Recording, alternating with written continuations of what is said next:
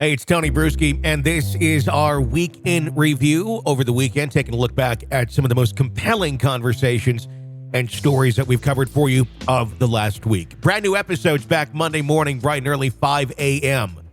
here on the podcast. This is the Hidden Killers Podcast with Tony Brueski. With former prosecutor and guest Lori Gilbertson.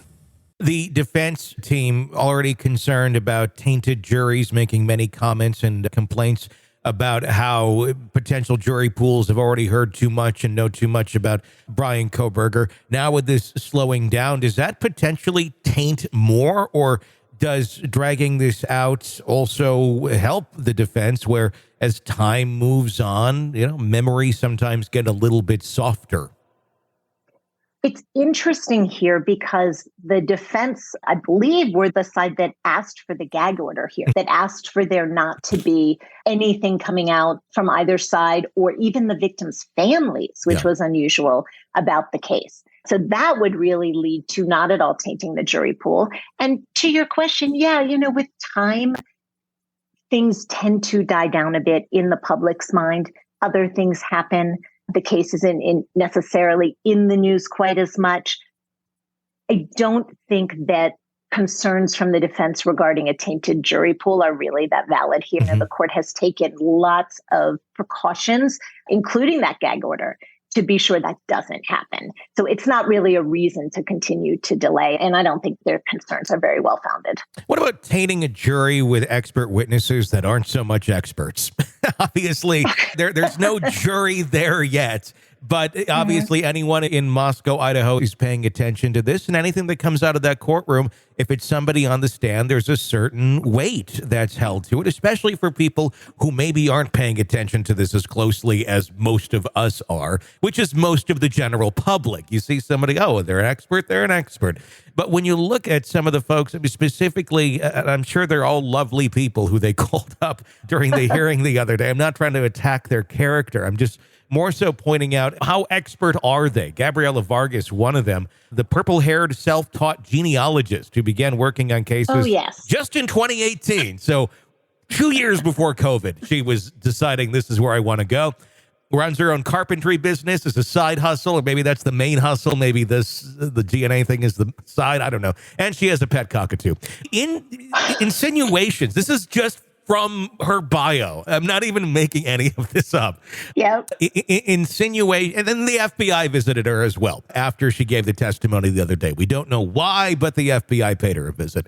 Should there be stricter rules on who's getting up on the stand and claiming to be an expert? I know the judge has to ultimately approve this.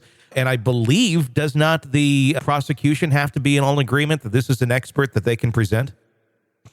Ultimately, as we've kind of gotten the sense of today in our discussion, the judge is in charge here. Yeah. So the prosecution, the defense can call someone and say that they are trying to present her. And boy, is she interesting. I mean, you couldn't make this stuff up the way it comes out. It's like she came out of a Happy Meal. Oh my gosh. It's insane. It's a little crazy, but it does keep it interesting and gives us something more to talk about. Yeah. So, the way it works with expert testimony is that say in this case, the defense presents someone as an expert and maybe say they are a genealogy expert, or they're a DNA expert, or they're an expert of ballistics. Yeah. The defense or the prosecution would present that witness. They would qualify them. And the way you do that is by going through their work experience, their education, whether they have published papers, whether they in their peer group that have been reviewed, whether they have taught before, what their expertise really goes to, how specific it is, and really what backs it up. And after doing that, and that's called qualifying an expert, the defense or the prosecution, the other side, has an opportunity to cross-examine on those things. What school did they go to? Did they get a good education, or did they really focus on these things? Did they have the years of experience necessary to give the jury an expert opinion that is going to be credible and relevant, that they can rely on? And that goes to the crux of it. And so after all of this, the judge gets to make a determination. Yes, this person, I will deem them an expert, which just means they know, generally they have the background and the experience. They are able to offer an opinion to the jury that the jury can then consider, that will be relevant, that will be credible, and that is based on all of their knowledge and experience. And the judge makes that determination. And then the person can be asked about everything, say that goes to DNA, and they can be asked hypothetical questions, and they can be asked to give their expert opinion in this case. For example, in DNA, the expert opinion, yes, this is a DNA match. In ballistics, yes, this bullet matches this gun, and this is why. And that's what's important about an expert opinion. But like you said, that word expert gives some weight to it. Yeah. And although legally an expert opinion has no greater weight as evidence than a layperson, or say someone like the pink-haired woman getting on, talking about whatever. Yeah.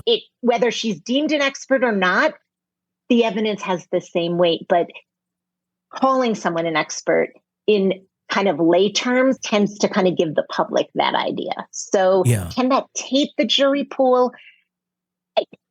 It in my opinion, it kind of doesn't taint it too well for the person calling her an expert. Yeah, I think it all depends on how much the person is paying attention. Because if you're not paying attention and you're hearing an expert say certain things that may be completely out there, you're going to think, oh, they're an expert. Maybe they know more than I do.